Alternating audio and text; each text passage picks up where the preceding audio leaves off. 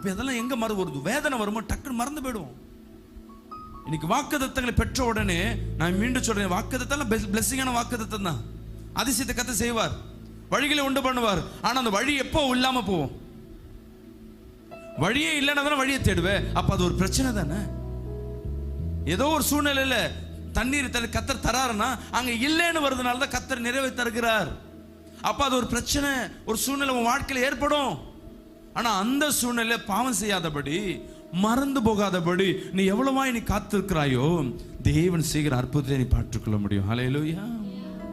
ஏன்னா தேவ அன்பு விசேஷமானது. சொல்லுங்க, உங்க அன்பு என்னை தாங்கியது, உங்க கிருபை என்னை நடத்தியது.